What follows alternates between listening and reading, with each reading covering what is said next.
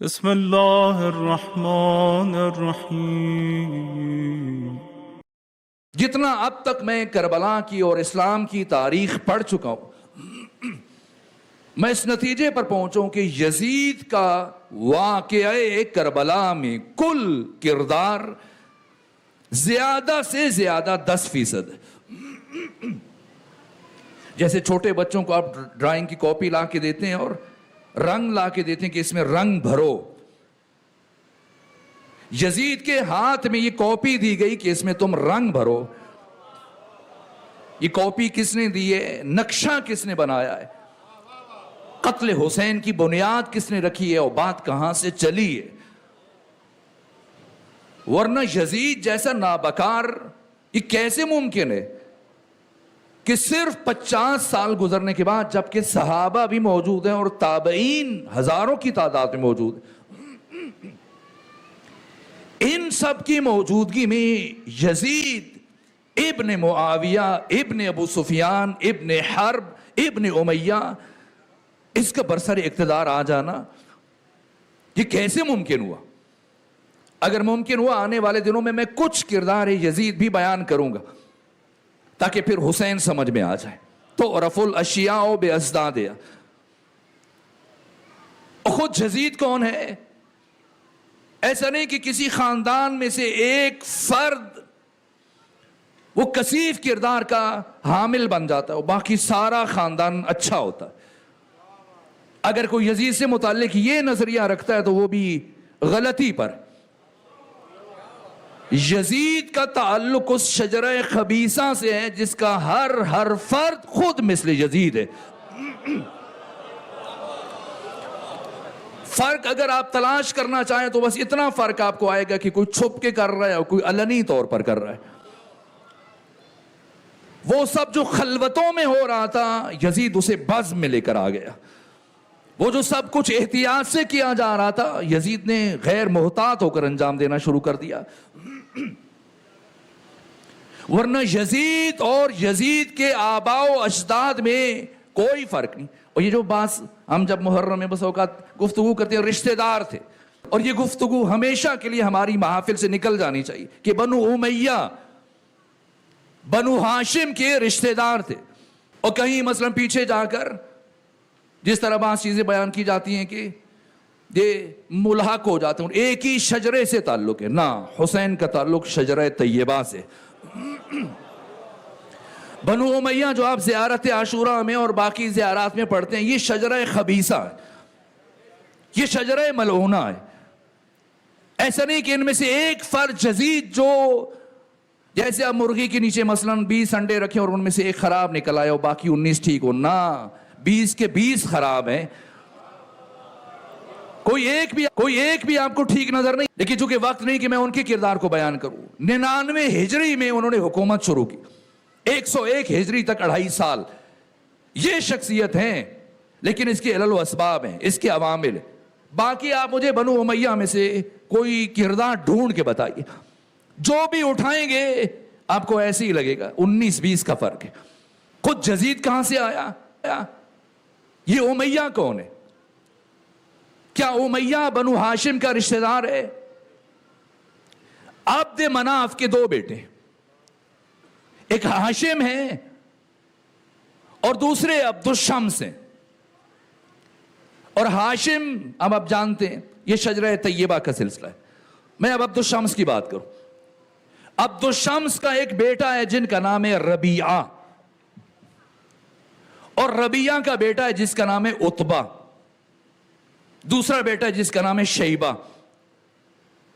اس عتبہ کی ایک بیٹی ہے جس کا نام ہے ہند، بعض لوگ ہندہ کہتے ہیں، لفظ ہندہ غلط، ہند۔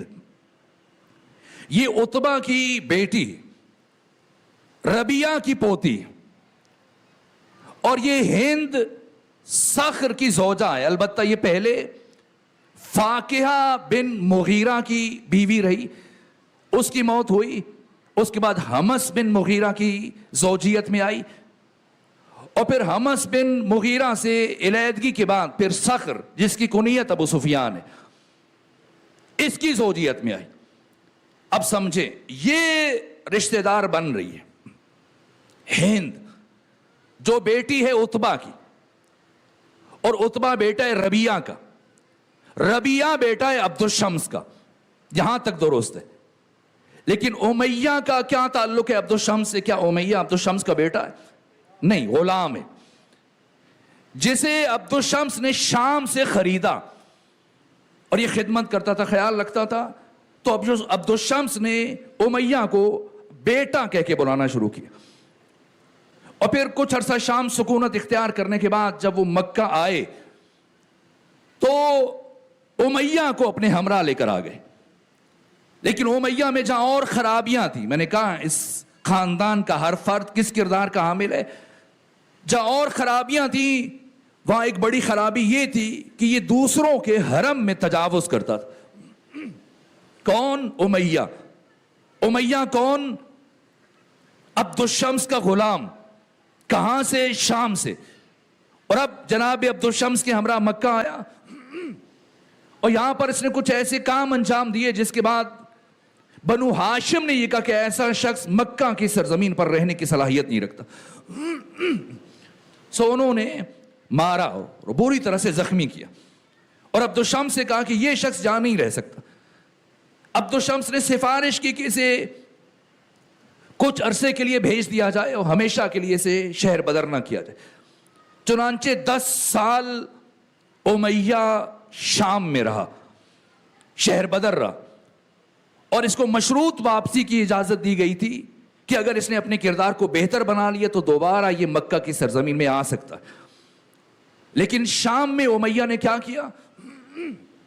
बाकी उसके जो उमूर हैं जो मुर्रिखीन ने बयान किए, जारुल्लाह ज़मख़शरी रबीउल अबरार की 4थी जिल्द में, और बाकी दूसरी जो तारीख की बड़ी मोतबर किताब, उन्होंने तहरीर किया कि शाम में उमैया ने एक शोहरदार औरत पर तजावुज किया।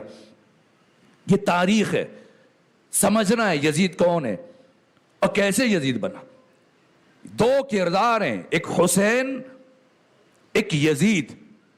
अगर तहारतों का सफर शुरू हो, इज्जतों का सफर शुरू हो, करामतों का सफर शुरू हो, चूंकि इंसान कहीं पर रुका हुआ नहीं, इंसान मुसलसल सफर कर रहा है, हालत सैर में, या सैर सऊदी कर रहा है स्वाद से, या सैर नुज़ूली कर रहा है, या बुलंदियों की तरफ जा रहा है या पस्तियों की तरफ जा रहा है। हर इंसान मुसलसल राकिद नहीं है, जामिद नहीं है, महवे सफर है, या कमाल की जानिब या पस्तियों की जानिब, और मुसलसल ये सफर जारी। और कमाल की तरफ जो सफर है, ये बुलंदियों का सफर, अगर कोई इसकी आखिरी हद को देखना चाहता है तो उसका नाम हुसैन इब्न अली है, और अगर कोई पस्तियों की आखिरी हद को देखना चाहता है तो उसका नाम यजीद इब्न मुआविया। मुझे ताज्जुब होता है, बस औकात हम वाकयात की जज्बाती तफसीर बयान करते हैं और एहसासाती बुनियादों पर, और बस औकात हम भी इस तरह की गुफ्तगू करते हैं जिसका मफहूम यह होता है कि पैगंबर इसलिए हुसैन से मोहब्बत करते थे कि ये आपका नवासा है, इसलिए आपको पुश्त पे बिठाते हैं, इसलिए आपके लिए सवारी बने, इसलिए आप सवारी की आवाज निकालते हैं। अगर ये बात है तो पैगंबर फिर घर में रहें, का घर का सहन कम है, घर की किसी हुजरे में सवारी बने और हुसैन को पुश्त पर सवार करें और फिर हुसैन खुश हो जाए। बात एहसासात की नहीं है। अगर बात नवासे को खुश करना है और बात जज्बाती वाबस्तगी की है तो फिर खत्मी मर्तबत घर की हुदूद में और घर के सहन में यह काम अंजाम दे सकते। लेकिन खत्मी मर्तबत घर से निकलकर, हुजरों से निकलकर, सहन से निकलकर बाहर गली में आ रहे और कूचो बाजार तक पहुंच गए, और इसी तरह से हुसैन को पुष्प पर लिए गलियों में चल रहे हैं। जब ही तो देखने वाले ने देखा और ताज्जुब किया कि कितनी अच्छी सवारी है। क्या वो घर में आया था? इस घर में तो जनाबे सलमान फारसी की भी हुदूद है कि आकर दरवाजे पर रुक जाते हैं, तो कोई ऐसा तैसा कैसे अंदर तजावुज कर सकता है? वो कैसे अंदर जा सकता है? यानी खत्मी मर्तबत बाहर आए। क्यों बाहर आए? दिखाने के लिए। क्या दिखाने के लिए? कि मेरा हुसैन कितना बुलंद है, امام الانبیاء سید الرسول ختمی مرتبات کی پشت پر سوار ہونے والے. یہ ظاہر بیان نہیں کیا جا رہا ہے, باطن کی طرف دیکھنا ہے پیغمبر حسین کی بلندی دکھانے کے لیے. اسی لیے جب کسی نے تعجب سے پوچھا کہ کتنی اچھی سواری, تو پیغمبر خاموش ہو جاتے, لیکن نہ, اسے حضرت نے تعجب کرتے ہوئے فرمایا تعجب ہے, تمہیں سواری نظر آ رہی ہے, سوار نظر نہیں آ رہا ہے؟ سواری کی بلندی اور عظمت تمہیں سمجھ میں آ رہی ہے, سوار کتنا بلند ہے یہ تمہیں سمجھ میں نہیں آ رہا. تو عزتوں اور عظمتوں اور فضیلتوں اور رفعتوں اور طہارتوں اور عصمتوں کی آخری حد کا نام حسین ابن علی, اور ذلتوں اور نجاستوں اور کثافتوں کی آخری حد کا نام یزید ابن معاویہ ہے. تو یزید کیسے یزید بنا اور حسین کیسے حسین بنے؟ اب چونکہ دوسرا پہلو مد نظر, ایسا نہیں کہ یزید اچانک سے آیا, نہ, کہاں سے چلا؟ امیہ. اس نے شام میں بھی وہی کام کیا, اور ایک شوہردار خاتون پر اس نے تجاوز کیا, اور جب تجاوز کیا اور حد سے بڑا گناہ کا مرتکب ہوا, تو پھر کچھ عرصے کے بعد اس خاتون کے ہاں ایک بچہ پیدا ہوا جو شوہردار تھی, جس کا اپنا گھر تھا. اور جب اسے خبر ملی کہ فلاں خاتون اس کے ہاں بیٹا پیدا ہوا, تو یہ خود دندناتا ہوا وہاں پہنچا, اور پہنچ کر اس نے جھگڑا کیا کہ یہ میرا بیٹا ہے, اور اسے زبردستی وہاں سے اٹھا کر لے آیا, اور اس بچے کا نام رکھا ہے زکوان, جس کی کنیت ہے ابو عمرو. ابو عمرو. پھر اسے بڑا کیا, پالا اپنے گھر میں, اور اس کے بعد پھر اپنی زوجہ کو طلاق دی اور اس کے ساتھ شادی کر دی. سمجھیں یزید کیسے بنتا ہے, زکوان سے, بیٹے سے. اب البتہ پیغمبر فرماتے کہ الولد للفراش وللزانی الحجر, تو اس سے اپنی بیوی کو طلاق دے کر اس سے عقد کر دیا, ابو عمرو سے, زکوان سے. پھر اس سے, اس خاتون سے, اس عورت سے ایک بچہ پیدا ہوا جس کا نام ہے ابو معیط, اور ابو معیط سے پھر ایک بیٹا پیدا ہوا جس کا نام ہے عقبہ, اور عقبہ سے بیٹا پیدا ہوا جس کا نام ہے ولید. یہ پورے کا پورا خاندان, یہ ولید بن عقبہ بن ابی معیط, وہ فرد کہ جو کوفے کا گورنر تھا, اور ایک بہت بڑی شخصیت کا دودھ شریک بھائی ہے, رضائی بھائی ہے, اور یہ کوفہ کا گورنر بنا ہے تیسری خلافت کے زمانے میں. اور پھر اس نے فجر کی نماز 2 کے بجائے 4 رکعت پڑھا دی, اور یہ شراب سے وضو کر کے جاتا تھا, جیسا خود یزید سے متعلق ہے کہ یزید شراب سے وضو کرتا تھا. اس خاندان کا ہر فرد اسی کردار کا حامل. اور وہاں جا کے خود نشے میں اس نے فجر کی 2 کے بجائے 4 رکعتیں پڑھا دی, اور اہل کوفہ نے اعتراض کیا کہ یہ کیا کیا تم نے؟ کہا کم ہے تو اور پڑھاؤں. یہاں سے مالک اشتر نخعی آگے بڑھے اور اپنے ساتھیوں سے کہا, اپنے قبیلے کے افراد سے, جوانوں سے, کہ اس کی انگوٹھی اتارو, وہ مہر جو گورنر کی ہوتی, اور اسے مدینہ میں کسی بھی طرح سے پہنچاؤ اس سے پہلے کہ شہر کے دروازے بند ہو جائیں, علی ابن ابی طالب تک. اور جب یہ ساری صورتحال پہنچی تو بہت کوشش کی گئی. یہاں پر صخر ابو سفیان نے کوشش کی کہ کسی طرح سے ولید بن عقبہ سزا سے بچ جائے. اور جب سزا طے ہو گئی اور امیر المومنین نے کہا کہ حد خدا جاری ہونی چاہیے, کوئی ہو جو اس جرم کا مرتکب ہو, اور واضح طور پر جب ثابت ہو گیا کہ اس نے شراب پیا ہے تو اس کو 100 کوڑے لگیں گے. تو یہاں پر اس نے کہا کہ مجھ پر حد صرف وہ شخص جاری کر سکتا ہے جس نے خود شراب نہ پی ہو, یہ بھی خود کو بچانے کے لیے. اور اب پورے دربار پر سکوت طاری ہو گیا, سناٹا طاری ہو گیا, اور علی اٹھے کہ میں حد خدا کو جاری کروں گا. اور ابو سفیان چلایا, جہاں علی چلایا, کہا میں 1000 اونٹ دینے کے لیے تیار ہوں, خون بہا دینے کے لیے تیار ہوں, ولید کو چھوڑ دیا جائے. لیکن امیر المومنین نے فرمایا کہ میں ہر حال میں حد خدا جاری کروں گا. ان افراد کا تعارف یہ ایک سلسلہ. اور ایک سلسلہ میں نے آپ کو بتایا وہ ربیعہ جو خود عبد الشمس کا بیٹا ہے، یہ امیہ غلام، اس کا ایک بیٹا جو میں نے آپ کے سامنے بیان کیا، یہ کیا صورت ہے، اس کا ایک بیٹا ہے ابو العاص امیہ کا، ابو العاص کے پھر دو بیٹے، ایک کا نام حکم ہے، ایک کا نام عفان ہے۔ حکم کا پھر بیٹا ہے جس کا نام ہے مروان، اور عفان ان کا بھی ایک بیٹا ہے جو ایک معروف شخصیت ہے۔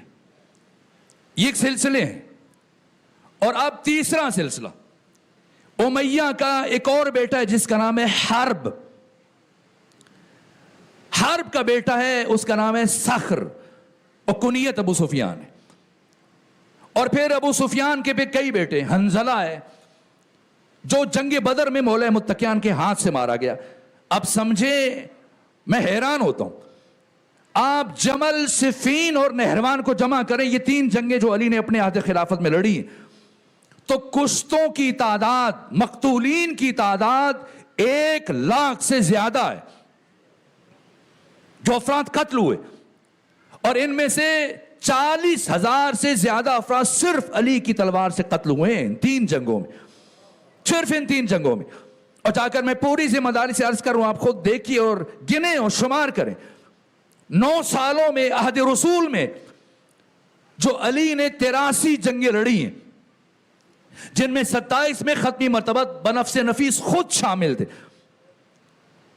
ان 27 میں اور باقی تمام جنگوں میں سوائے غزوہ تبوک کے جو امیر المومنین نے لڑی، ان تمام جنگوں میں اگر آپ کشتوں کو گنیں، جتنے افراد مارے گئے، وہ جو باقی مسلمانوں نے قتل کیے اور وہ سارے جو علی کی تلوار سے مرے، آپ گن لیجئے اور دیکھ لیجئے ان کی تعداد 1,000 سے کم ہے۔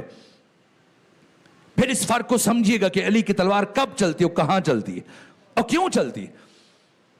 تو میں اس فرق کو پھر آنے والے دنوں میں ممکن ہوا اگر گفتگو کے تسلسل میں یہ بات آئی تو میں عرض کر دوں گا۔ تو یہ کردار ہے۔ حرب بیٹا ابو سفیان، اس کی عمر 88 سال ہے، اور یہ 32 ہجری میں اس کی موت ہوئی ہے، مولا متقیان کی خلافت سے 4 مہینے پہلے، 4 سال پہلے۔ اور اس کا بیٹا ہے معاویہ، ایک بیٹا ہے حنظلہ، ایک بیٹا ہے یزید۔ یہ کردار ہے۔ بس اب میں گفتگو کو سمیٹوں، وہ ختم ہو رہا ہے۔ ایک صلوات بھیجیے خاندان فاطمہ پر۔ بنو امیہ ختمی مرتبت کی مسند تک پہنچنے میں کیسے کامیاب ہوئے؟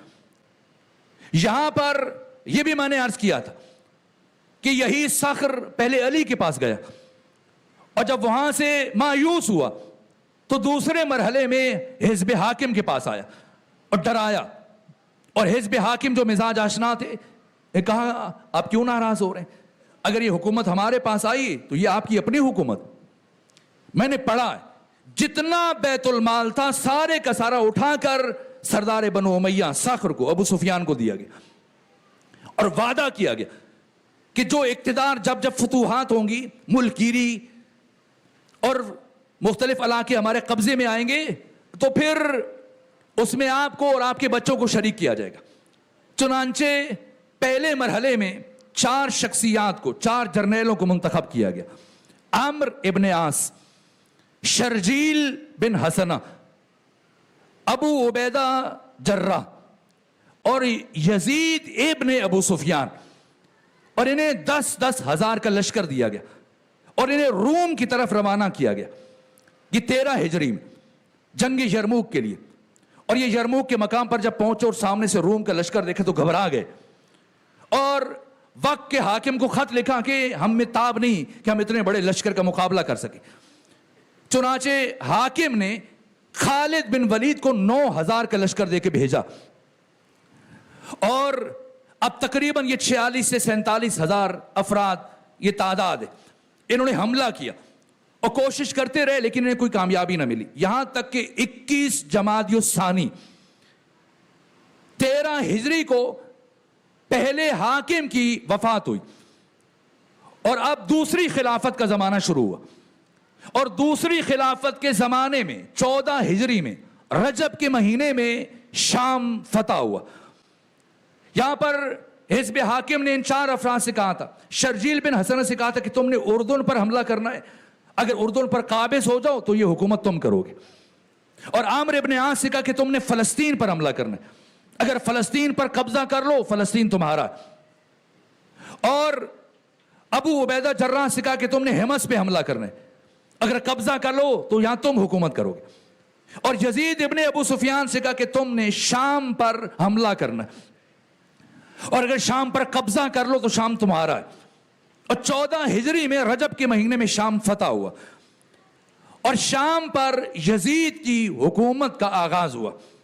یزید ابن صخر, یزید ابن ابو سفیان, اور 14 ہجری سے لے کر 18 ہجری تک اس نے حکومت کی, 4 سال.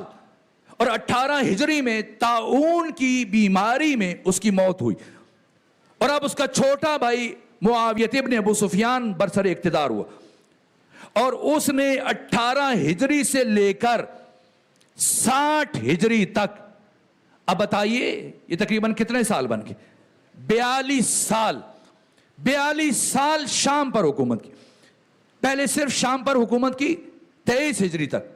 23 ہجری میں دوسرے خلیفہ کی موت ہوئی, اور جب تیسرے خلیفہ برسر اقتدار آئے تو تیسرے خلیفہ نے شام کے علاوہ قنصرین بھی امیر شام کو دیا, اور لبنان بھی امیر شام کو دیا, اور فلسطین بھی امیر شام کو, اور یہ تمام مضافاتی علاقے اٹھا کر سب اسے دیے. اور وفاق کے بعد اسلامی دنیا میں سب سے بڑی حکومت اب امیر شام کے پاس ہے. صرف یہ شام کا علاقہ نہیں ہے, دمشق نہیں ہے, یہ ساری آبادیاں, یہ اردن, فلسطین, حمص, لبنان, یہ شامات, یہ سارا علاقہ 23 ہجری سے لے کر 36 ہجری تک. اور 36 ہجری میں امیر المومنین جب برسر اقتدار آئے اور خلیفہ سوم کو قتل کر دیا گیا, یا امام حسن مجتبی کی امامت کا آغاز ہوا بعد میں مولا متقیان کی شہادت کے بعد. وہ 7 مہینے 25 دن جو امام حسن مجتبی کا عہد خلافت. اس کے علاوہ تقریباً 5 سال جو امیر المومنین نے حکومت کی 36 سے 40 ہجری تک, یہ سارا عرصہ جنگوں میں گزر گیا.